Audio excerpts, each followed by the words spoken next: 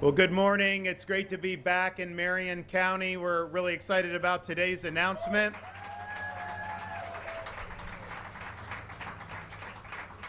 Want to thank Don Garlett's Museum of Drag Racing, really cool in there if you guys haven't been able to see it, for hosting us today. I also want to recognize our Florida Department of Transportation Secretary Jared Purdue, our Marion County Chairwoman for the County Commission, Kathy Bryant, our Senator Stan McClain, as well as our Representative Ryan Chamberlain. We also have other members of the County Commission here. We also have Chuck Keppel, who's the GM here at Don Garlett's Museum of Drag Racing. I want to thank all of you for doing this. Before I talk about what we're going to do today, I do just want to give a synopsis of yesterday's announcement that we made, because I think it's really important. Florida, we were Doge before Doge was cool.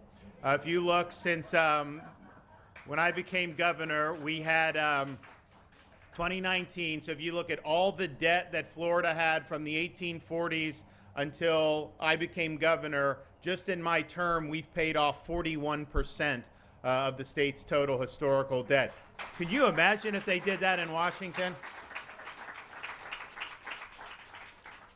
We now have the lowest per capita debt burden of anybody in the United States of America, of all 50 states. As a Floridian, if you had to pay off your share of the state's debt, I think it's about $660. If you, as an American, had to pay off your share of the national debt, it'd be over $100,000 per person. So this is just much different in terms of what we're doing. We've also been able to prune unnecessary regulations. We've retired different boards and commissions. We've had major tax relief. This year, our current fiscal year, we actually have a budget that spends less than the year before by billions of dollars. When have you ever seen people actually reducing spending? And then, because we're constantly going through this to see what we can do, so over the last many months, we've identified an additional 70 boards and commission that we're slating for abolishment. We need to get legislative approval for that, so I think members of the legislature are eager to get on the Doge train, so we are going to submit that. That'll reduce many boards and commissions, and then have a lot of positions. And in my budget this year, we called for a net reduction of 700 plus government positions throughout state government. So we have the lowest number of state government workers per capita in the entire United States of America. And that's the way you do it.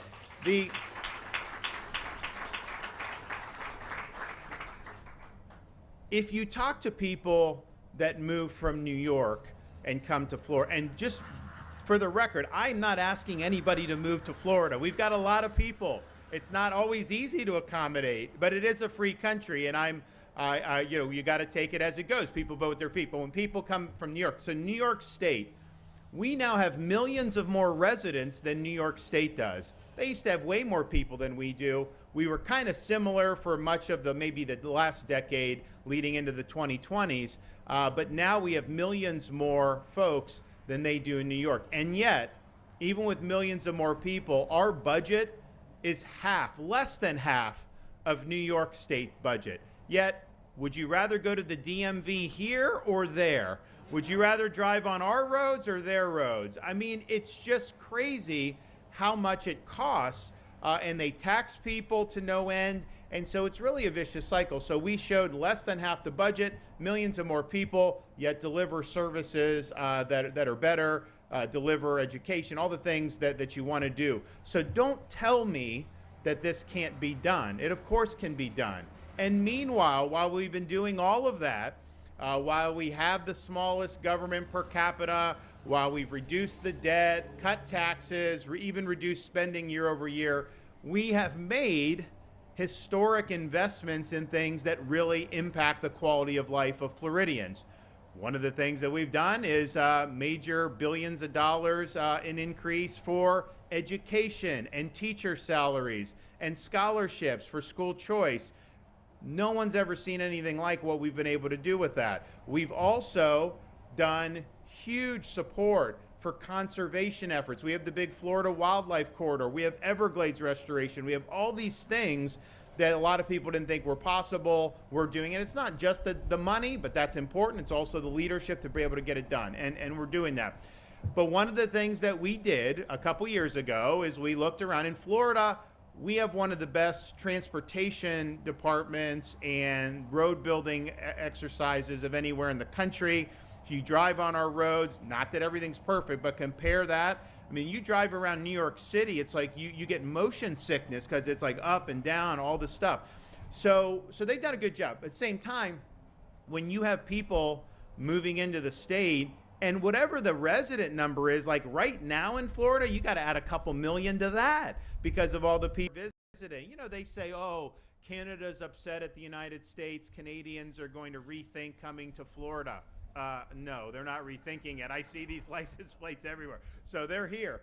So we have that, and that's just a reality. And again, I can't control whether people come or not. It's a free country. You're allowed to pick up and move to different states.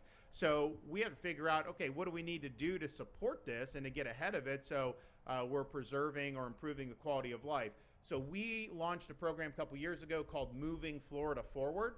Because we had such an enormous budget surplus, we were able to take many billions of dollars, plow it into our current transportation program, take projects that weren't even scheduled to start till next decade, immediately infuse those with cash, start them as soon as possible, and then deliver the final result 5-10 years ahead of schedule.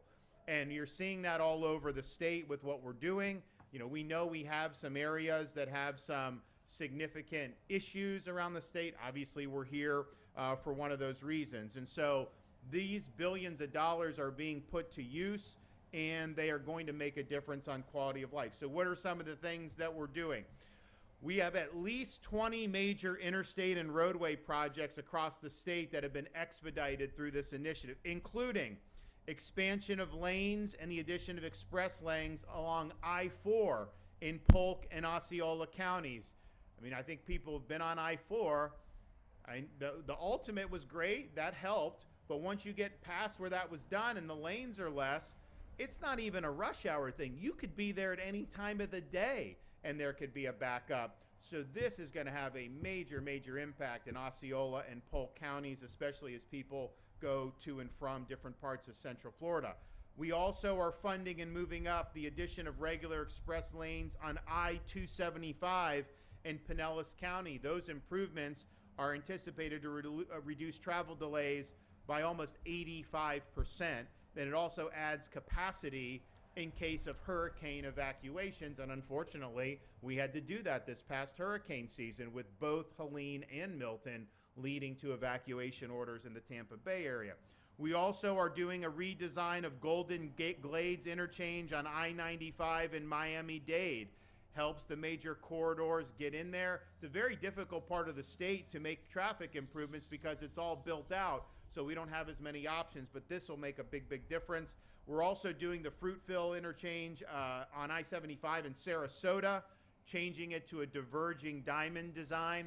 You know, I see these plans and I look at that and I'm like, I asked Jared, like, what, how do you know? Oh, we've tested it. It's so much better if you do it. So they do test all these things. And when we're doing designs, it's proven to increase the traffic flow. So you're going to have that. They say that's going to increase volume capacity by 40,000 vehicles just in that one exchange. And so that's really, really big.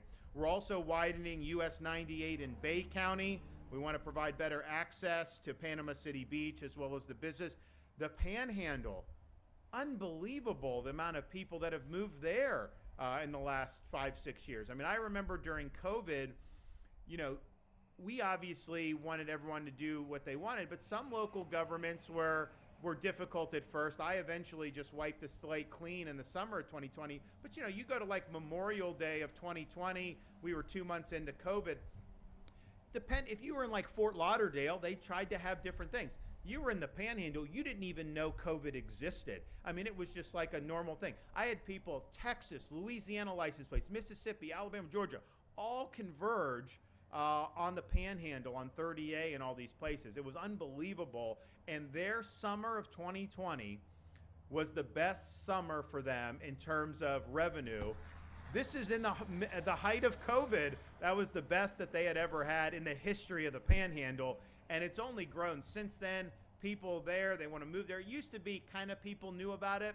Now you have people all over the country that know about it, so this is really going to be important for them. We're also realigning US 301 from County Road 470 to Florida's Turnpike in Sumter County. That as an anticipated reduction in delays during peak hours of almost 94%. So these are things that are really significant. When you're doing groundbreaking now instead of in 15 years, that obviously is a big win for people. And some of these places like Champions Gate off of I-4, you can have really big bottlenecks. To say we'll get around to it in like 2034 when it's already intolerable now, and we had the means to do something about it, wasn't acceptable. So we decided to do it, and we're really looking forward to do it. So our total investment in infrastructure over the next 5 years is going to be almost $70 billion. And again, that's reducing congestion, improving safety, and addressing the future needs. Which brings us to today. I think people that travel around Florida and have a good knowledge of everything know where some of the pressure points are. And I think that both tourists and residents alike have seen what you can have in the way of traffic on I-75 here in the Ocala area. You can have major backups, standstill traffic, and again, that's not necessarily just limited to rush hour. That can happen at any time of the day. This is one of the most used, if not the most used, tourist corridors. 15% of all visitors to Florida come down I-75 from Georgia.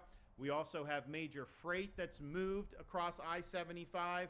And as we saw again this past year, I-75 is essential for hurricane evacuations. During Hurricane Milton, we implemented emergency shoulder use on I-75 so that people on the West Coast could evacuate quickly and safely. And we were able to safely evacuate millions of people out of harm's way. Now, on evacuations, we always stress you don't necessarily even have to get on an interstate. There's usually shelters within your county, but we know people want to get out of Dodge, and so that's what happened. And so they look at that. People always ask, every time we do this, we open the shoulder, and you do that at once the traffic gets to a certain level, you open the shoulder, because there's a little bit of risk in that, so you don't do that willy-nilly, and want people to be safe, you do it. People will always say, are you going to do contraflow where you shut down going south so everyone can go north? No, it doesn't work. This has been studied. They've done it. There's safety issues to it, of course, but it just doesn't work. And you also need to flow both ways because as you may, as a resident, want to evacuate, we are bringing in first responders to go into the eye of the storm to be able to respond. Our utility workers, all these things. Heck, in the Milton, we had major flooding in Port Manatee and Port Tampa Bay, and it knocked out their operations for a couple days. That's where a lot of the gasoline comes in. So we set up like these mini gas stations around the west coast of Florida. People could come in and get free gas, get in the line with these massive tankers. And it's like, okay, we had to fill a need, we'll do it. But the reality is we bring a lot of stuff in. So it worked really well, and we're happy to be able to do that. Now, with moving Florida forward, we are able to infuse $541 million to accelerate this I-75 project, where we are creating more lanes on I-75 between State Road 44 and State Road 326. That is going to make a difference for people. That is going to make it better for traveling in this direction. This was something that is being accelerated by between 10 and 15 years, depending on how the schedule would shake out. And I looked at that, I saw the traffic, I'm like, I've got money in the kitty, like we can't wait 15 years, we got to get going now. So I'm happy that we'll be able to do. These auxiliary lanes will cover over 31 miles. And again, that's from Wildwood, State Road 44 to State Road 326 in Ocala. And again, that's 10 and 15 years ahead of schedule. And because we advanced this Moving Florida Forward project, Florida Department of Transportation was able to begin work on the new 49th Street interchange, which is going to have a major economic impact. they came to me a couple years ago, maybe it was maybe it was maybe 2 years ago, and they said, Governor, we have a request from either Marion County or the city of Ocala or something for job growth grant funding. So I have job growth, I can give it out for infrastructure and job training. And they're like, you know, they want to create this interchange on Northwest 49th Street off I-75. And I'm like, okay, you know, that's fine. And then they're going, and I'm like, look, I get pitched on a lot of things, right? I mean, it just goes with the job. And so I'm just kind of going, they're going through some stuff. And then I'm like, all right, you know, I didn't commit to anything. And then whoever was briefing me paused, kind of looked up at me and said, oh, by the way, sir, if we do this interchange, they will be able to do a Buc-ee's right there off the exit. I said, sign me up. I am good with that. And so there is going to be a Buc-ee's. And when we said we would do the interchange and everything, Buc-ee's did the announcement. I think we did an announcement here. I remember they were throwing out candy and stuff to people.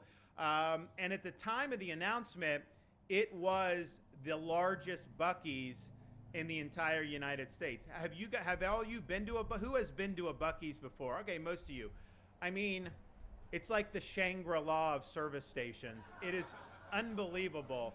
And it's like merchandise. It's got, you know, if you want beef jerky, they make it on site. Barbecue, ice cream stuff, I mean, you name it, they have it. It is, once people do the Buc-ee's, it's kind of something that they always want to do. It's funny because the owner of Buc-ee's is a friend of mine. He's been supportive politically, and he's involved in Texas. And you know, sometimes if you're involved on one side, the other side wants to attack you. So I remember there was a couple years ago, there was an effort. These are like probably paid left-wing groups.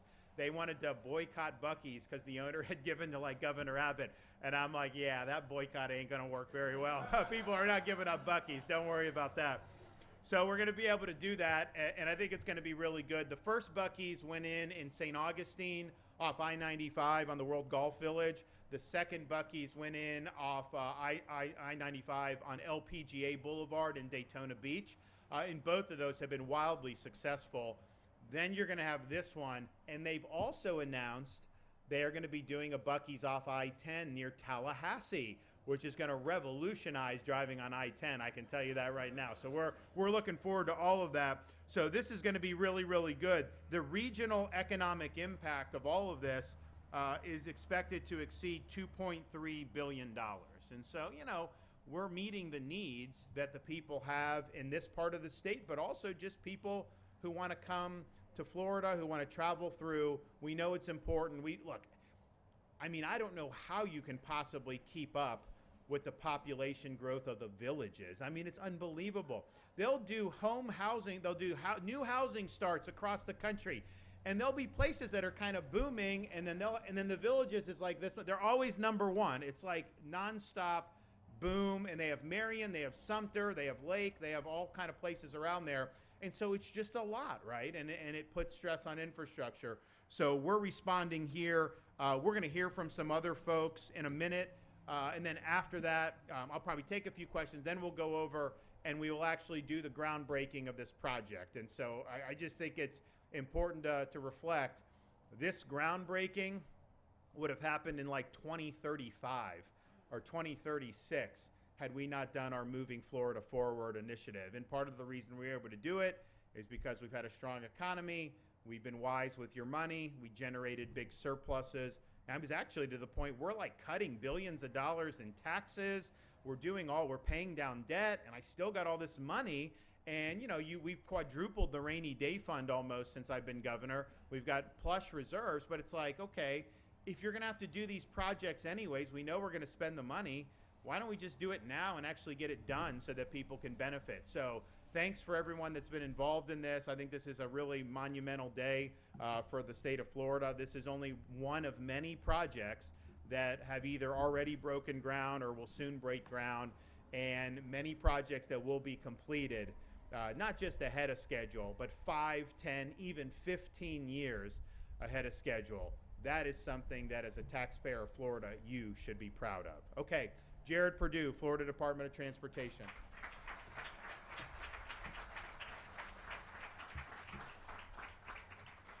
Thank you. Thank you, Governor, for your leadership.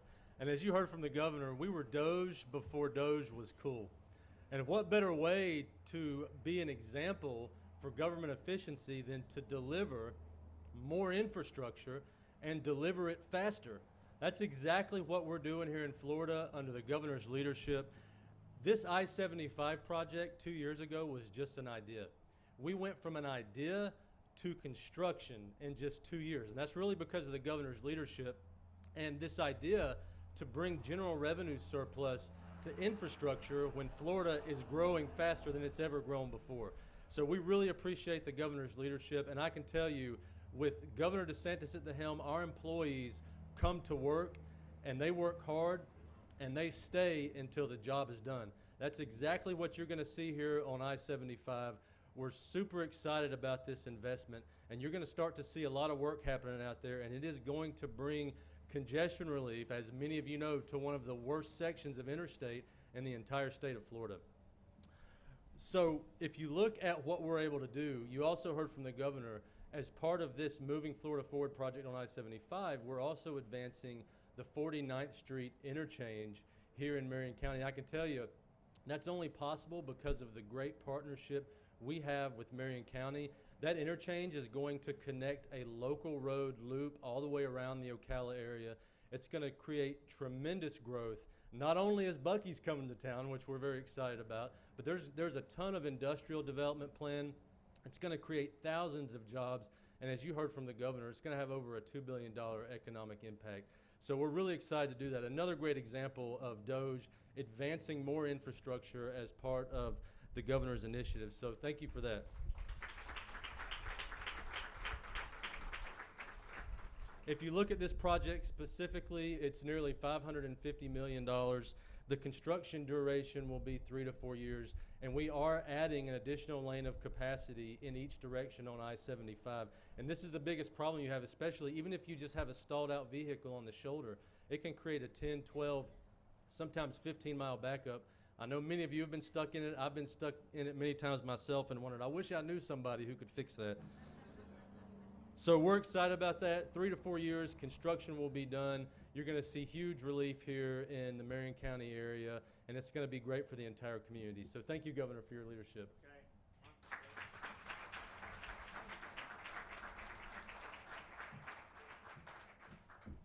What an exciting day in Marion County, and I want to give a big thank you on behalf of the Marion County Commission to Governor DeSantis and to FDOT for moving this project forward sooner than later. For all of us who live here in Marion County and have to travel on I-75 on possibly a daily basis, we understand the congestion that can happen out there. As a matter of fact, I canceled 2 trips that I had to make down to Orlando in the last couple of weeks because before I got on the interstate, I grabbed my phone, I typed in my destination, and what should have taken me an hour and 15 minutes was going to take me 2.5 hours. So I then rearranged my schedule so I could get up at the crack of dawn and make that trip, which at that point only took me an hour and 15 minutes. This Moving Florida Forward initiative is going to make a huge difference in Marion County, not just to move traffic much better, but it is going to be a huge economic impact for us as well. And we couldn't be more excited, as the county was the one that brought that Buc-ee's project forward. I had to take a little credit for that. But we're super, super excited. We know the difference that this is going to make. The auxiliary lanes are going to be a huge improvement. And it's just a great day in Marion County. And I want to thank you, Governor, from the bottom of my heart for picking Marion County and picking this project as one of the ones that you moved forward when you knew that you had that surplus, and not making us wait another 10 to 15 years, because as everyone in Marion County knows, we need this project and we need it now. So again, thank you to the governor, thank you to FDOT and their staff for everything that you've done to make today happen. Thank you.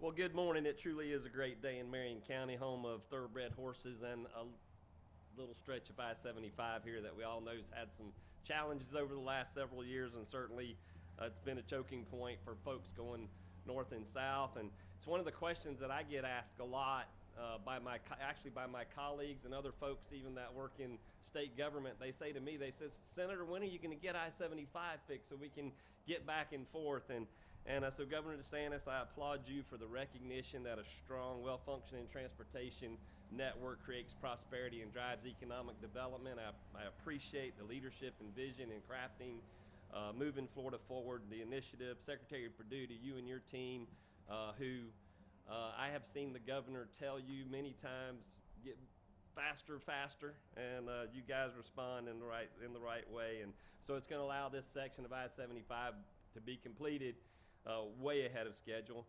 And it actually helps me because now I will be able to say to all of you, to my colleagues, to everyone in Florida who asks me, when is that going to get done? I can tell them today is the day. Thank you.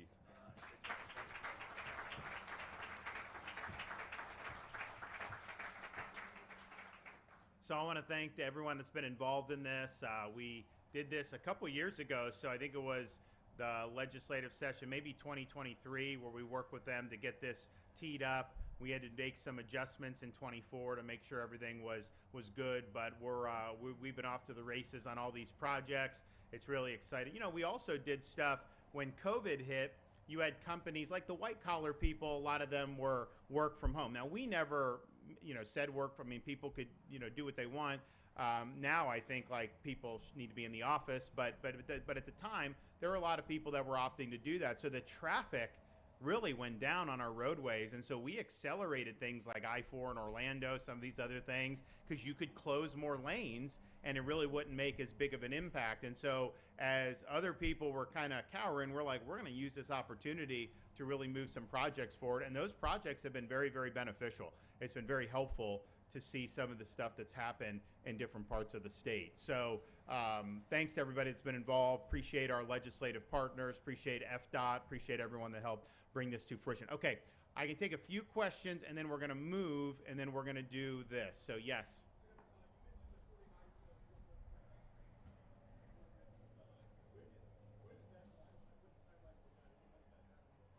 49th Street, when is that estimated? So the total duration is 3 to 4 years.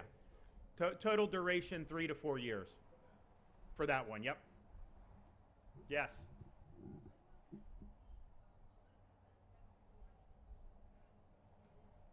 Soon. Yeah, you'll see them soon. I had mentioned in my opening comments, I talked about it in our press conference yesterday. Florida, for whatever reason, has created over the years all these boards and commissions, and it's like I got to appoint people to all these things, and you got thousands of this stuff, and it's like, okay, do we really need a board for some of this stuff? We have abolished some boards already. We did that as part of our occupational licensing overhaul in 2019. It was barriers to entry for people. We wanted them to be like, you shouldn't have to get a special license if you want to be a hair braider. You can either braid hair or you can't, right? And so it's like, let people do it. Let people apply their trade. So we got rid, it was just things like that were really antiquated. So we did. Now there's also other things that are in law that just haven't been used. There's other things that are just ineffective. There's things that are unnecessary. I mean, there are certain professions that may have some needed regulations, but that could be done through our existing agencies. You don't need a separate board to do all that. There are other boards that have already served their purpose. Maybe they were tasked with producing something. They've done that, and they should be sunsetted. It's not, Ronald Reagan said the closest thing to eternal life on earth is a government bureau. And not in Florida, though. We don't want that. So we want to retire these things once they've done. So we'll be doing that. I know we've been discussing some of the stuff with the legislature. I think we'll be able to get on the same page on pretty much all of it. And then that will be likely drop in a bill probably by the end of the week, I think, is when all these bills have to drop. So that's going to happen imminently. And look, I can tell you, I've reviewed it. Anything that you would think is vital will be done by existing executive agencies. It's not like if there's something that's important we're not going to do, but we think it may be a redundancy. There's other things that clearly aren't adding value at all. There's other things that have already run its course. So, but I know that, They'll do 70. The media will try to find one or two, and they will try to make you think it's so bad and everything like that. Well, you see what they're doing with the Doge stuff and how they're trying to treat all that. You know, it's interesting. They say Doge is going in, people are getting laid off, these employees, and then the media is very sympathetic to them, which I would be fine with, but they were not sympathetic, the legacy media, when people were losing their jobs in other states because they didn't want to take a COVID shot.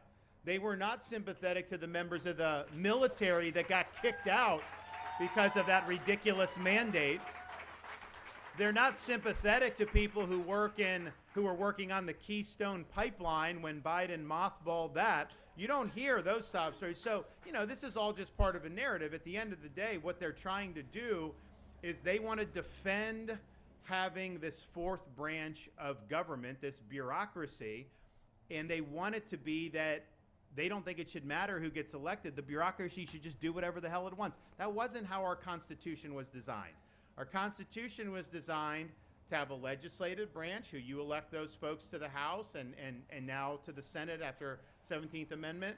We have a judicial branch, which is the weakest of the three, but it serves a limited but important role. And then the executive power is lodged in the president. So these agencies report to the president, and if you have bureaucrats that are not willing to carry out the president's policies, the president has every right to show them the door.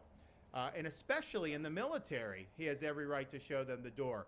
That's how our system was designed. We've gotten away from that because I think if you think it, like if you're on the left, it's like heads they win, tails we lose. If they win the White House, then they can have policy implemented. But if they lose the White House, they have this permanent bureaucracy that continues to implement those same policies that the voters rejected or tries to sabotage the duly elected, usually Republican president. We saw this during Trump 45 really, really aggressively.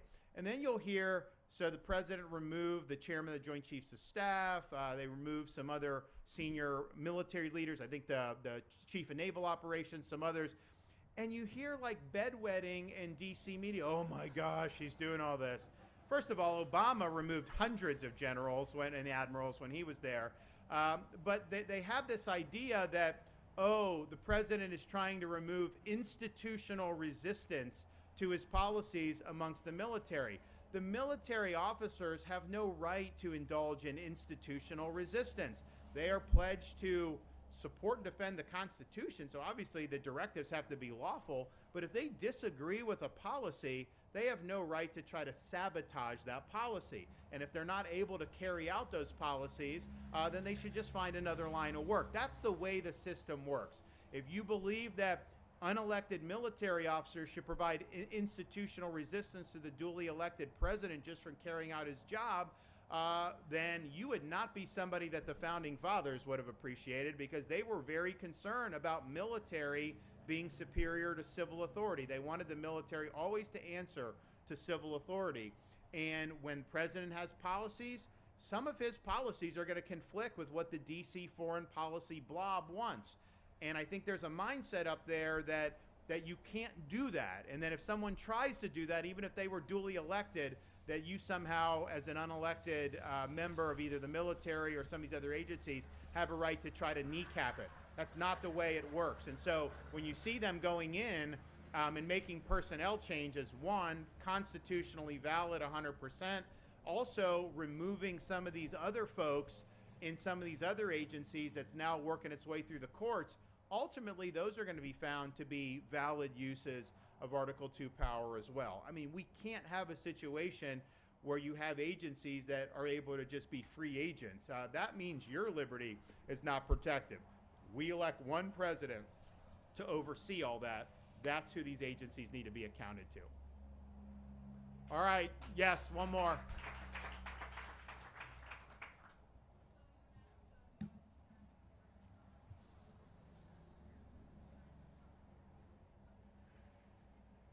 I'm sorry, there was some traffic. Can you repeat?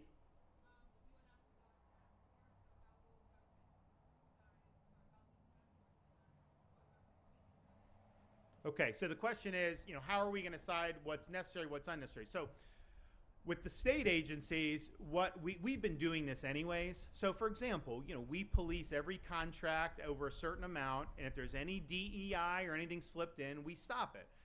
There's other things that we do to do that. So that's us with our people in our budget office that go through these agencies. So that we do that as a matter of course. We're able to stop things. Sometimes we have to cancel. So that happens. But what they're doing federally is they're using technology and artificial intelligence to be able to review payments and all these other things. We have not, this is pretty new technology. So we want to apply that technology to our auditing efforts for our state agencies.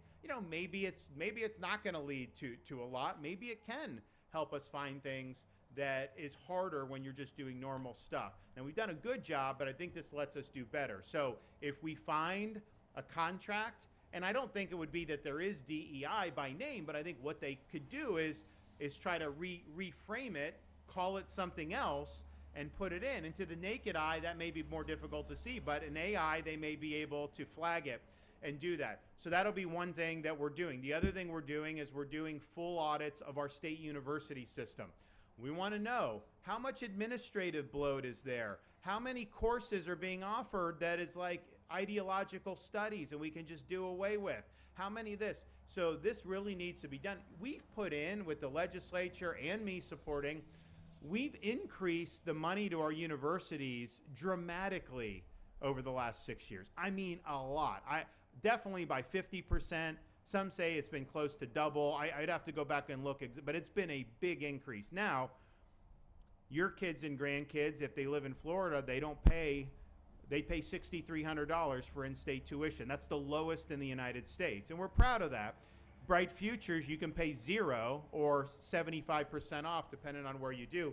We even have the ability for out-of-state students to qualify for in-state tuition if their grandparent is a Florida resident. Now, they have to be good students and meet certain things, but that's a great perk. So we're happy to offer all that. We're happy to have not raised tuition, and we've provided funding, and our university's done well, but we need to make sure that we just don't have bloat run amok. And the one thing I know nationally, and maybe Florida has avoided this, we're going to find out, but if you look when they started really pumping in a lot of student loan money decades ago, it didn't increase the quality of the education. What it did is, if you look at the administrative bloat, as more loan money got put, that more administrative staff. Now, I don't think those administrative staff are increasing the academic experience. I don't think that they're helping students learn better in the classroom. I think it's tangential items. And so we want to look at that. We also want to look at, we were the first state in America to abolish DEI in our public university systems. So these offices were disbanded, but I want to know, where did those employees go? Are they burrowed into other things? Are they doing DEI under another name? If that's the case, you have a right to know that, and then we have a responsibility to end that. So I think the universities is going to be really, really significant, and we look forward to doing that. And then, with my executive order, they are going to be conducting audits of local governments based on publicly available information. But I also think that we want to have, and it'll be like for a year, not forever, but like an ability to go in and audit. I mean, I look at some of these governments, whether it's Alachua, Broward, some of them, you've got a lot of problems with how these things are being managed. And people are being taxed to high heaven, particularly with property taxes, which is another thing we're going to give relief on. Because, you buy a home for $250,000, and then 10 years later, someone assesses it at $800,000. Even if you have homestead, you're still paying more. It can't protect you against all that. So people are really getting pinched by the property taxes, and especially elderly on fixed income. It's like they bought land, they bought a house. Many of them just paid off a mortgage because they didn't buy their home outright. And so now they're just living in freedom, except they have to cut a check to the government every year, just basically paying rent to live on their own property. And so that has really pinched a lot of people. People need relief from that. Now, we can't just do that through normal legislation. We would need to put something on the ballot for 2026. And so we're working on that. And we're doing analysis studies. We're doing all that. But I can tell you there's going to be something on the ballot that is going to give Floridians an opportunity to vote themselves relief from what property taxes have done to them. I think it's really, really important, and I think it's part of a whole 9 yards. But, you know, some local governments are better than others. I can guarantee you, I can show you examples in Florida where you've had a massive increase in spending over the last 6 to 8 years, but not necessarily an increase in the services provided in a meaningful way. And again, it varies by different counties in the state, but I do think it will be helpful for folks. And, you know, what I found is in certain parts of the state, you know, the media is more partisan left, so they don't really even cover some of this stuff that has to do with local government for some of these areas, which I think is a big mistake. So we're going to have Doge. We're going to be able to make a difference. So there's going to be a lot. And so on the initial review, we put out that they're already exposing some of this, you know, $777,000 for equity training or something like that in this county. It's like, okay, do you want to pay property taxes to fund that training? There's other things that are done, and you just kind of scratch your head. So I think people are sensitive to how government spends money right now more than they have been in more recent years. Lord knows, I mean, COVID was a massive gusher. There was a lot of waste there. But now people, I think, are attuned to it because I think they've seen the debt balloon nationally. I think they realize that change needs to be made, but I think that's for all levels of government. So we want to do it. We want to make a difference. And as I said, I've talked about what we've done being Doge. Doge was cool. That means we have taken efforts in Florida to do this, reduce government, reduce spending. That has been done anyways, but I think these new tools can really help us. So, okay, enough of that. Now's the time. I think we're going to move back here. I know the media is going to move over to be able to snap some photos. Is it raining a little bit outside? It's not raining, so you guys are good. And so we're going to be over here. We're going to do the initial dig, and we will call it a day. So thanks, everybody.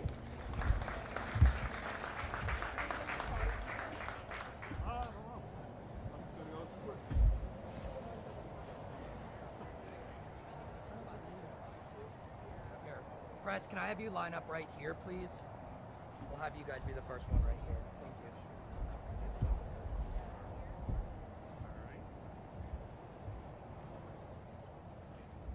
And the other tripods can kind of just fall up on the wall.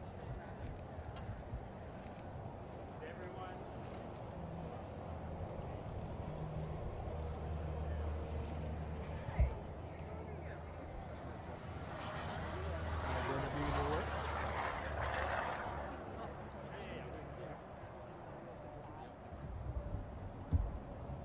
We'll do the countdown, 3, 2, 1, and then we'll hold the pose and then dump it. How about that? Sounds good. Okay. All right, so dig, hold, so we'll count a few. All right, we ready? Okay. The much desired I-75 lane widening is going to be very important for Sumter and Marion counties, and so let's go ahead and do it. Hold it up. All right. 3, 2, 1. Dump. Woo! All right. There you go. Congratulations.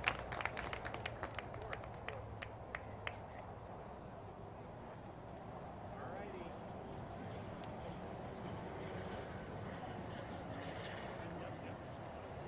District 5 team. Yeah. Of course. Happy to do it. All right. We got District 5. There. All right, right here. Anybody else? Anyone else? District 5 DOT, y'all come on, let's go. Get on the other side here too. Oh, let's go. Come on. Come on.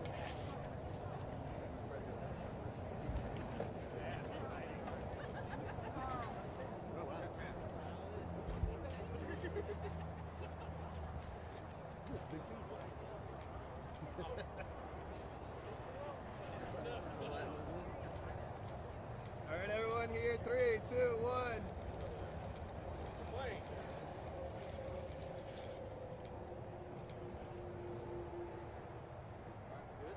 All right, thanks guys. Good job.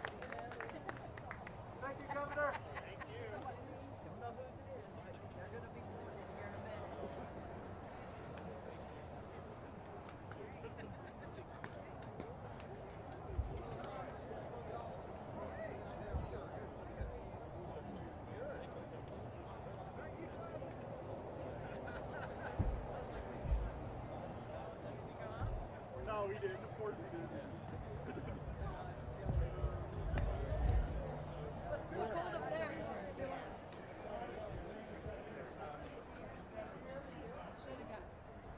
Friday's a good day to talk to me. What do you want to do? Okay, let's go.